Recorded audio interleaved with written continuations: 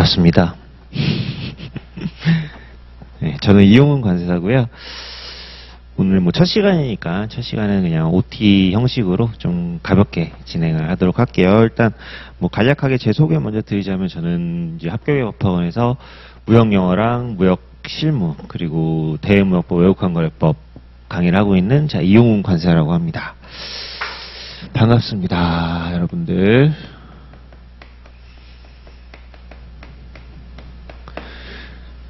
그리고 혹시 공부하시거나 아니면 하실 때 궁금하신 사항 있으시면은 이메일로 보내주셔도 되고 아니면 이렇게 수업 시간에 중간중간 쉬는 시간에 여쭤보셔도 되고, 그리고 이메일 주소는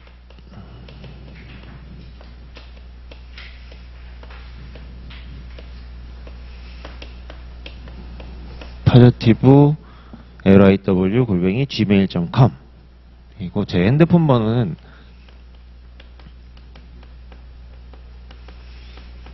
저는 핸드폰 번호를 그냥 다 공유해드려요. 그래가지고 공부하시다가 모르시겠으면은 이렇게 사진 찍어가지고 카톡으로 보내주셔도 되고 그냥 문자로 보내주셔도 되고, 제가 또 현업이 있다 보니까 보내주시면은 핸드폰으로 문자나 카톡으로 보내주시면은 당일 안에는 무조건 답변을 드릴 거고, 이메일 보내주시면은 제가 회사 이메일을 쓰다 보니까 요 메일은 제 개인 메일이거든요. 그래서 개인 메일 같은 경우에는 다음 날까지는 제가 최대한 답변을 드릴 수 있도록 하겠습니다. 그래서 저희 학원에서 지금 기본이론 들으셨던 분들 작년도 그렇고 재작년에도 그렇고 계속 그냥 되게 편하게 이렇게 사진 딱 어떤 본인이 모르시는 부분 이렇게 찍어가지고 이렇게 보내주세요. 보내주시면은 편하게 그냥 저를 많이 활용하시길 바랍니다. 네. 자, 일단 아직은 그럼 이제 내년 3월달 시험에 1차를 보시는 걸 목표로 하시는 거네요. 그러면 시간적인 여유는 충분히 있어요. 저희 1차 시험 같은 경우에는 한 6개월 물리적으로 전업으로 공부하시는 거죠. 그러면은 6개월이면 열심히만 한다는 가정하에 충분히 어느 정도 점수가 잘 나오실 수 있고, 이제 문제는 회계학이죠.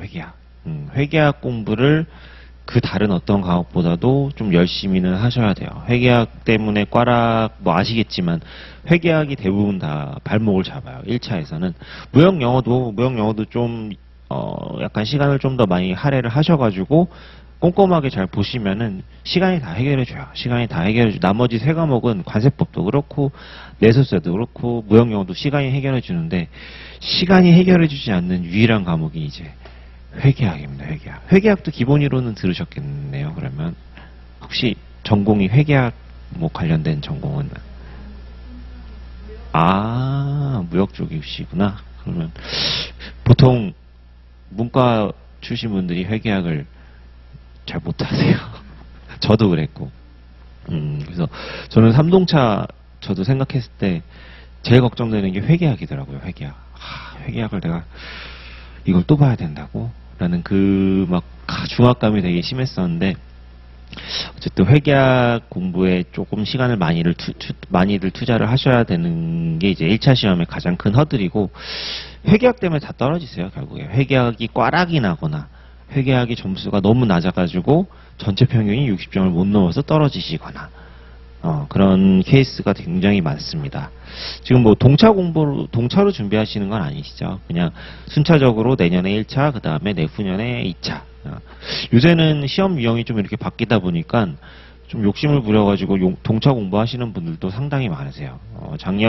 올해 같은 경우에도 수험 기간이 한 1년 3개월 정도밖에 안 되시는 어떤 분이 계셨는데, 제가 봤을 때 합격할 것 같아요.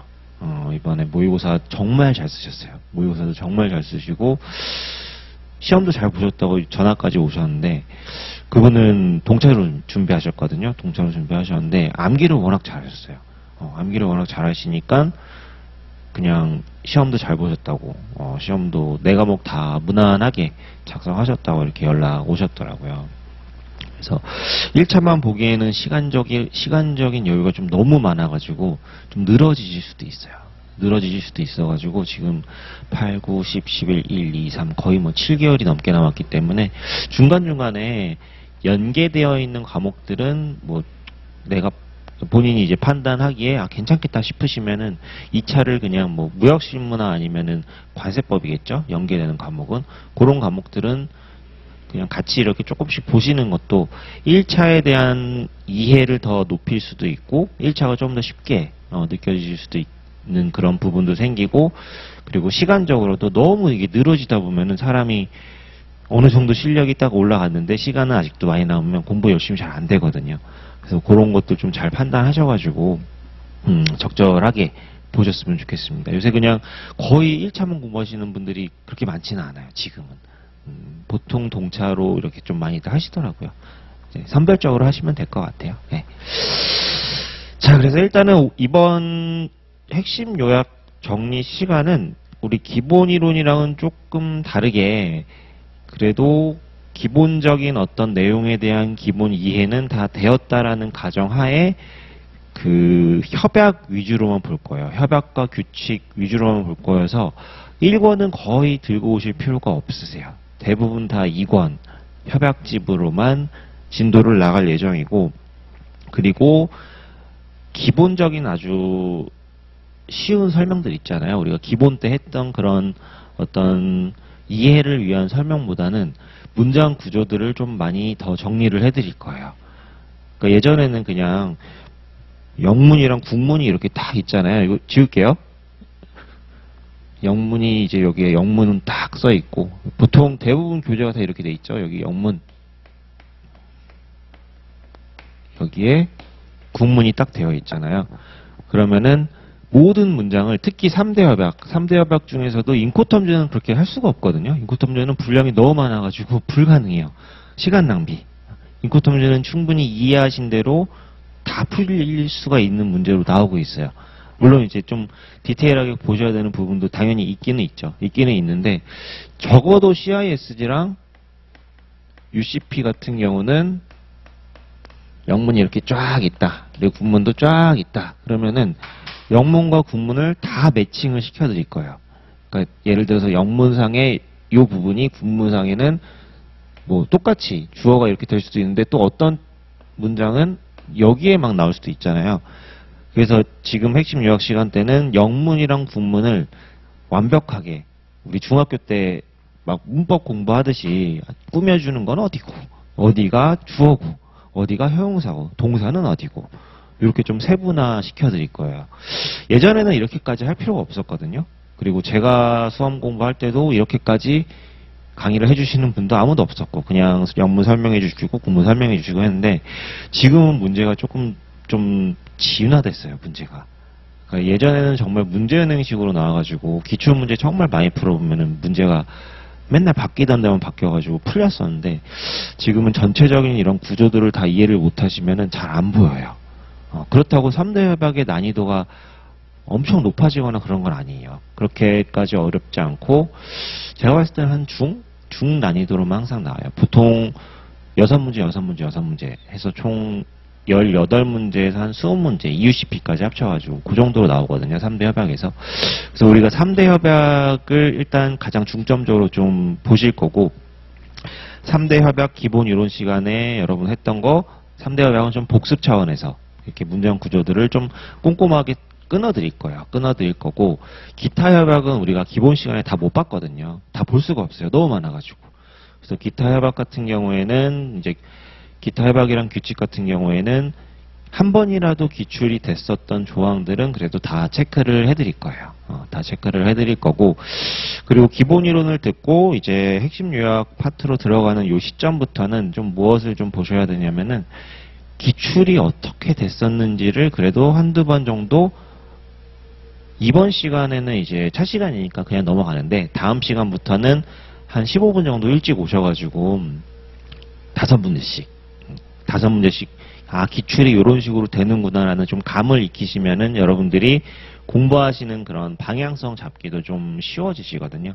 그래서 5문제 정도 풀어보시고 해설해드리고, 그 다음에 또 진도 나오고, 이런 식으로 수업은 진행될 예정입니다.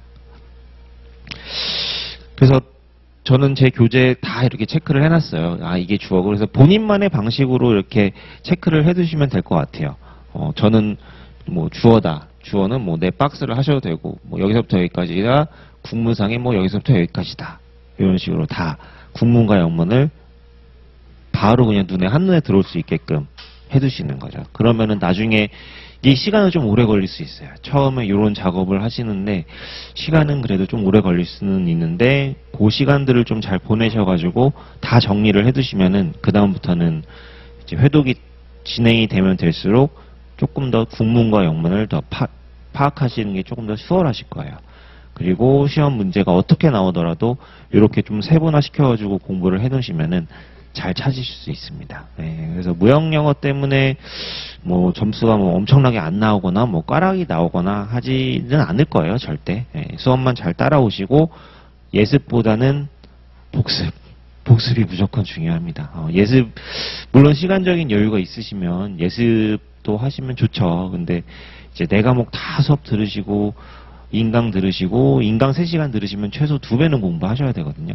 그러니까 인강 들을 때는 막 알 것 같은데 막상 뒤돌아서면은 기억이 안 나요.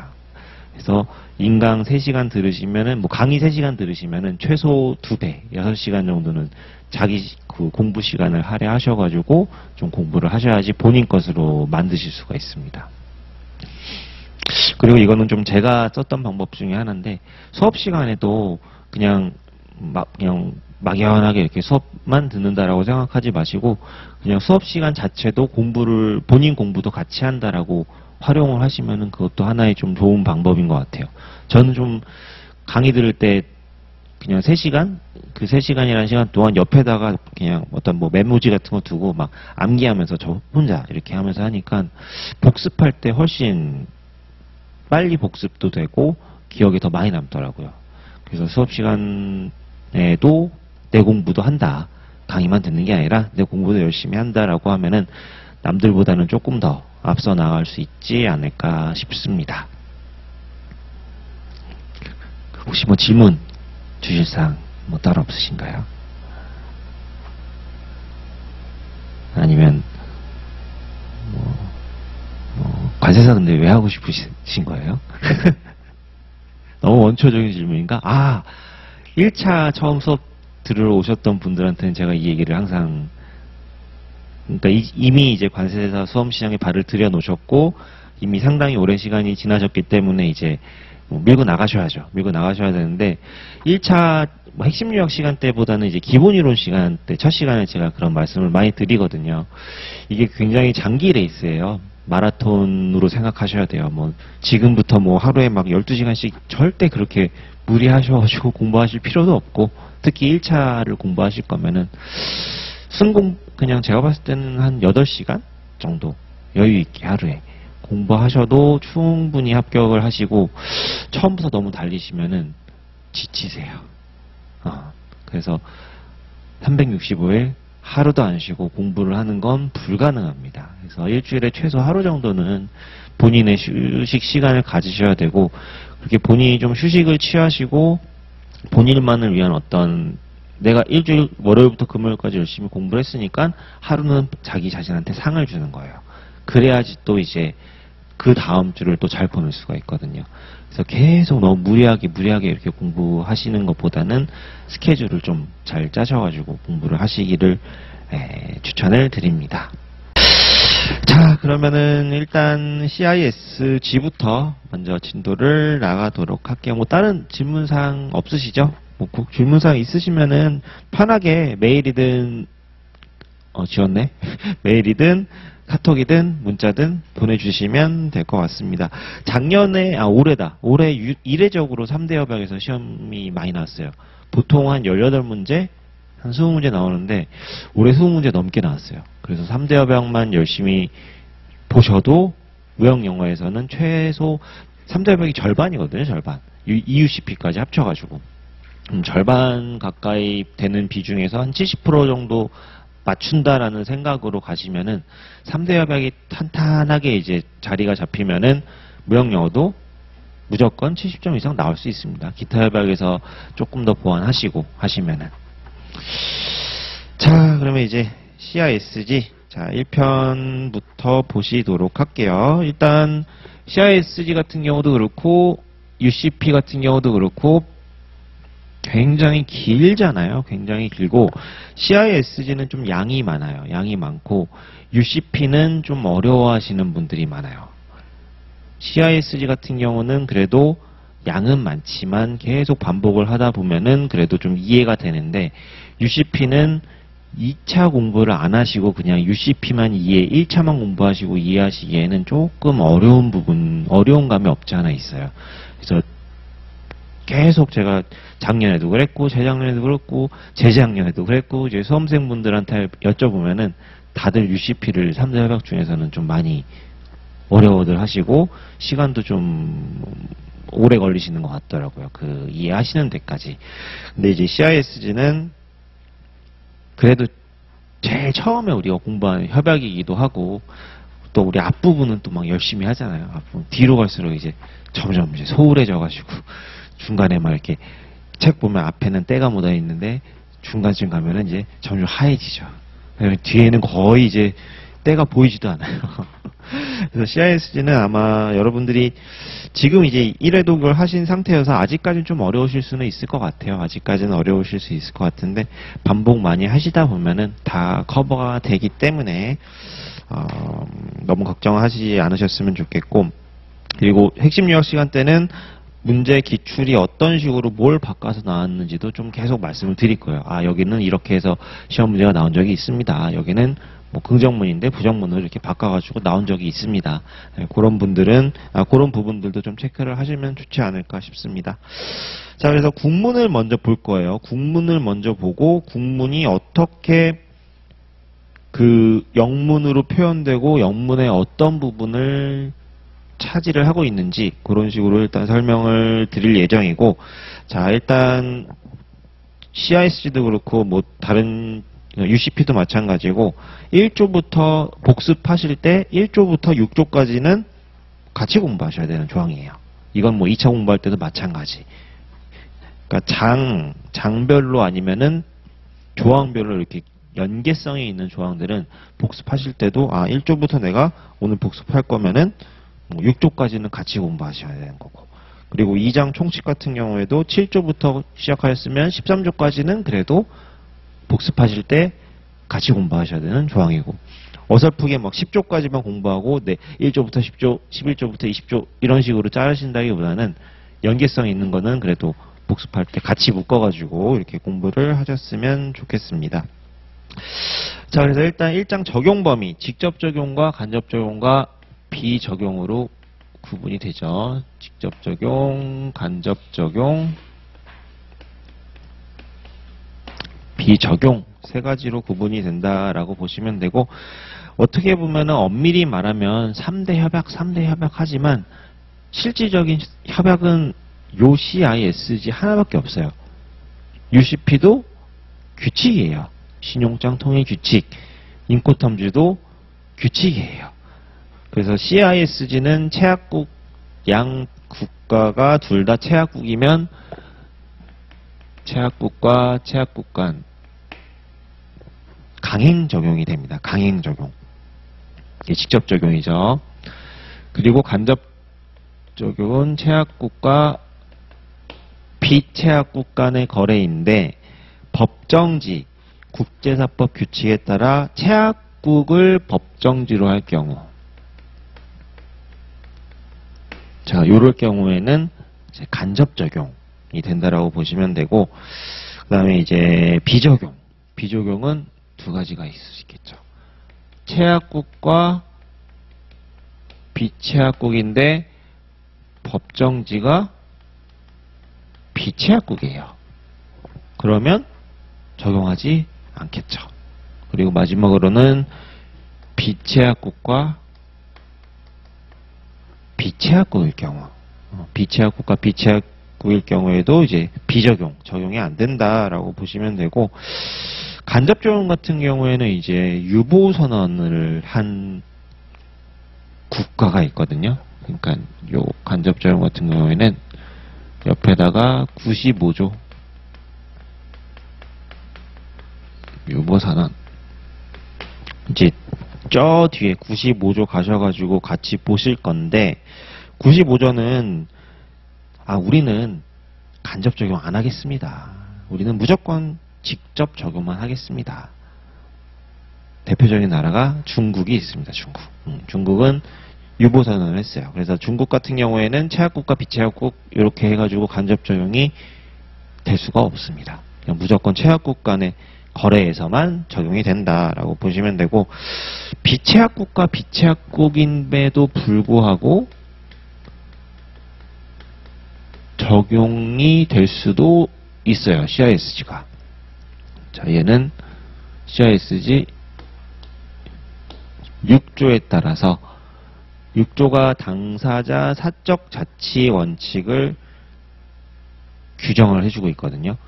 그러니까 나도 비최약국이고 쟤도 비최약국이야. A, B 국가 둘 다 비최약국인데 서로 그냥 당사자들끼리 합의하는 거죠. 야, 우리 나도 비최약국이고 너도 비최약국인데 그냥 적용하자, CISG. 그래도 된다. 무조건 당사자 합의가 우선입니다. 어떠한 규칙과 어떠한 협약이 적용이 되더라도 당사자 간에 바꿀 수도 있고 당사자 간의 거래가 무조건 최우선이에요.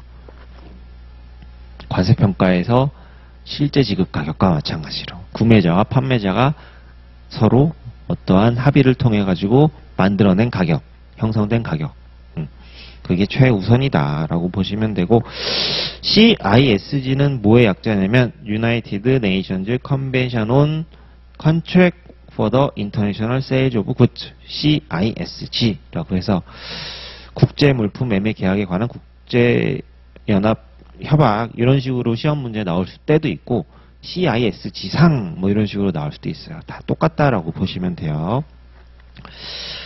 자, 그래서 1편 1장은 적용 범위고 1조는 협약의 적용 범위예요. 각 조항마다의 이름들이 다 있거든요. 그래서 조항의 이름들을 기억을 해 두시면은 또 공부하는 데 도움이 많이 됩니다. 저는 협약의 적용 범위.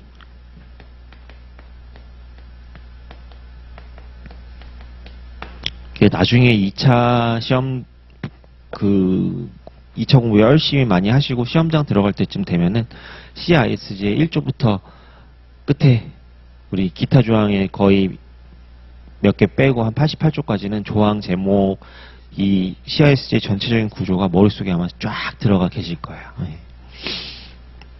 자, 그래서 국문을 먼저 보고 국문이 어떻게 이제 의역이 됐는지, 굉장히 의역을 이상하게 번역을 한 부분들도 많이 있거든요.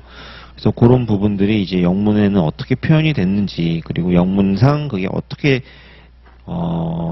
어떤 부분에 해당되는지, 이런 것들에 대해서 이제 말씀을 드릴게요. 자, 이 협약은 다음의 경우에 영업소가 서로 다른 국가에 있는 당사자 간 물품 매매 계약에 적용된다. 자, This convention apply to control of sale of goods between parties whose, 자, place of business가 이제 영업소죠, 영업소. in different state, 다른 국가에 있는, 해서 옆에다가 1조 옆에다가는 10조도 같이 쓰실게요. 10조. 영업소라는 영업소의 정의가 10조에 규정이 되어 있습니다. 그래서 막 조항과 조항들 사이를 엄청나게 연결시키지는 않을 거예요. 그럴 필요도 없고. 네, 이렇게 몇 개 좀 체크를 해드릴게요. 그래서 A가 이제 직접 적용이죠. 해당 국가가 모두 최약국인 경우, 요거는 직접 적용.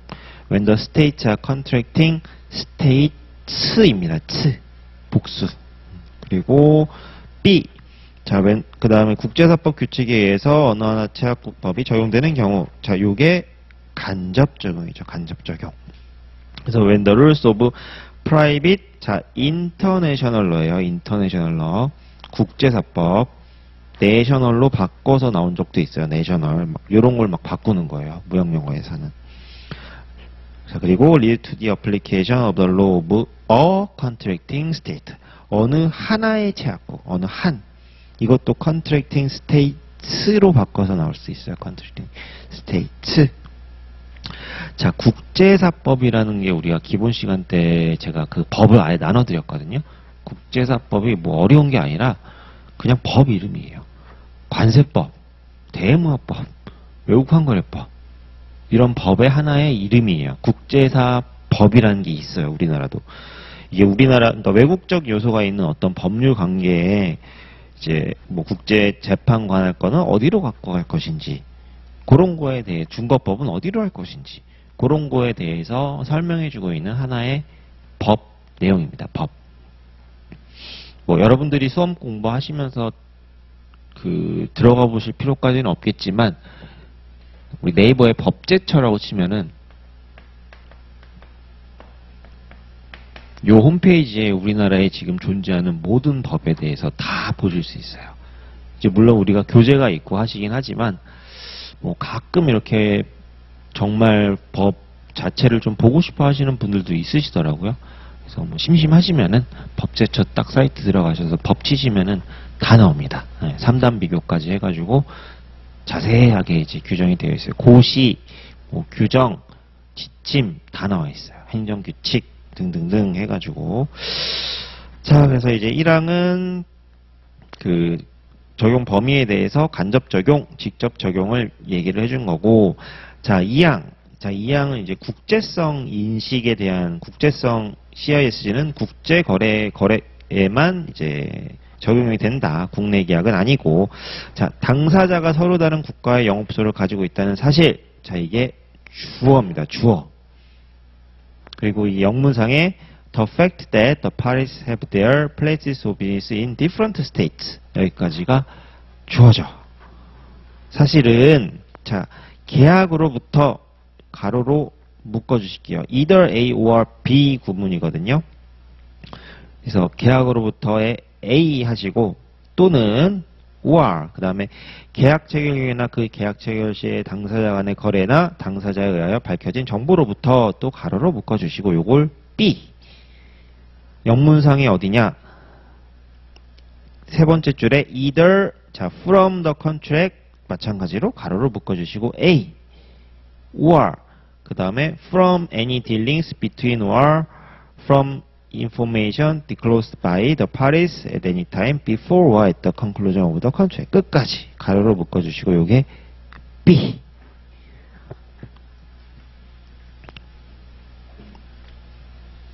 자, 그래서 저는 이런 식으로 표시를 해놨어요.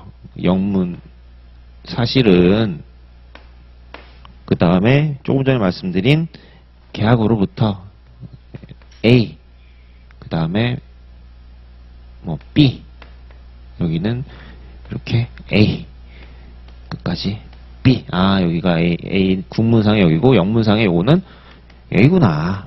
그렇게 표시를 해놨고 드러나지 아니하는 경우에는 고려되지 아니한다. 이게 고려하지 아니한다는 게 다시 위로 올라가서 is to be disregarded. 주어 동사인 거죠. 동사.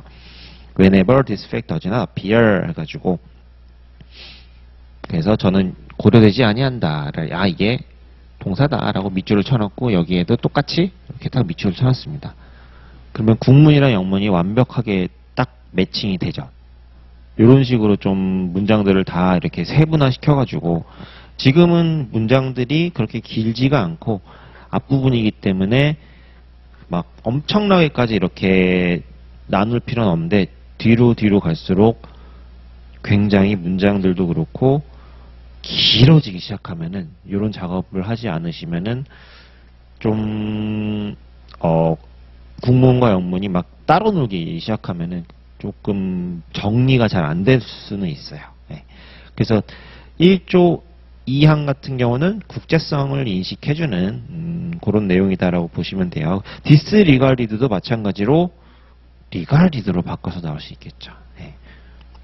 자, 그리고 3항. 자, 이거는 국적 계약 성격을 불문하는 그러한 조항입니다. 자, 당사자의 국적 또는 당사자나 계약의 민사적, 상사적 성격. 자, 긴 주어네요. 긴 주어. 저는 긴 주어를 이렇게 표시를 했어요. 이게 본인이 하기 나름. 표시 방법은 이제 본인 체크만 잘 되시면 돼요. 영문상이 어디냐? Neither the nationality of the parties nor the civil. civil이 민사, commercial, commercial이 상사. character of the parties or the contract. 자, 여기까지죠.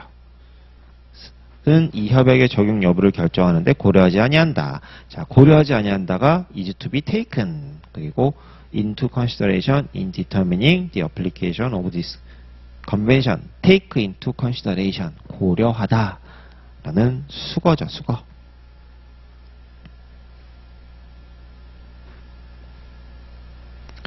자, 그래서 무역영어에서 제일 많이 시험 출제되는 유형 중에 하나가 긍정문인 걸 부정문으로 바꿔서 내는 거. 그리고 셀러 바이어 또는 오퍼러 오퍼리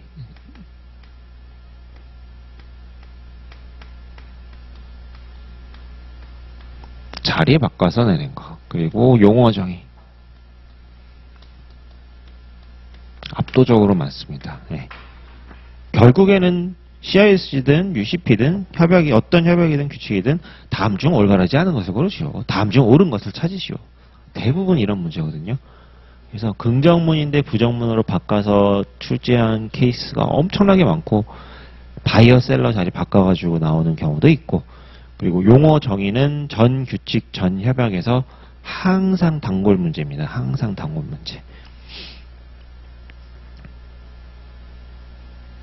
그래서 1조는 이렇게 협약의 적용 범위, 1조 1항은 직접 적용, 간접 적용, 1조 2항은 국제성에 대한 인식을 설명해 주는 거고, 1조 3항은 국적 계약 성격을 불문하는 그러한 내용을 설명을 해주고 있습니다.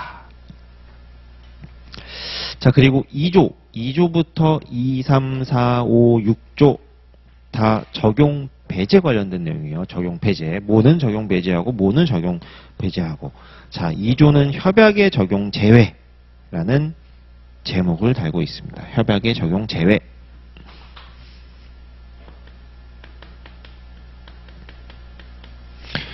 옛날에 요 2조 같은 경우에 문제가 되게 쉽게 나왔거든요.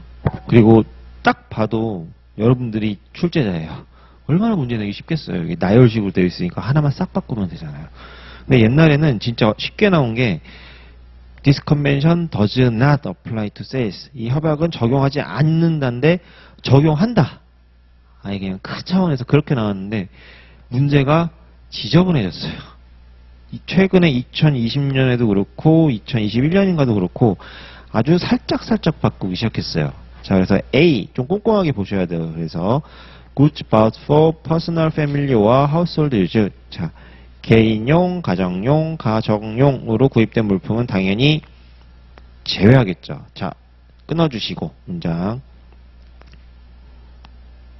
그래서 저는 뭐 문장을 다 끊었어요. 이렇게 또 긴 문장들은 여기까지 끊고 뭐 여기까지 끊고 이런 식으로 다 끊어가지고 또 공부하시면 좋고.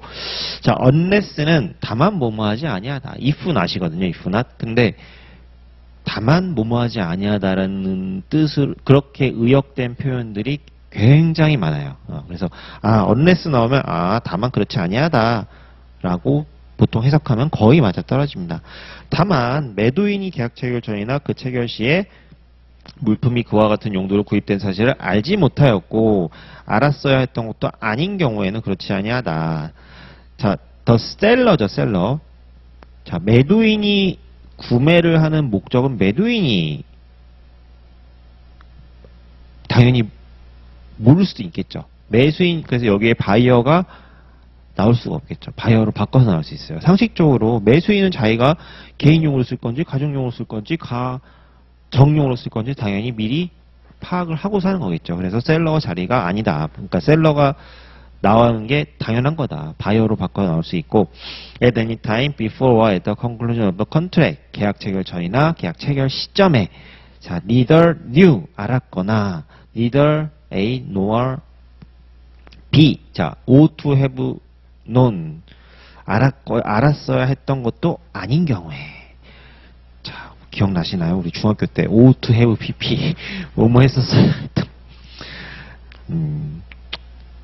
안타깝지만 그런 경우에는 그렇지 않다. 자, 그 다음에 B 경매.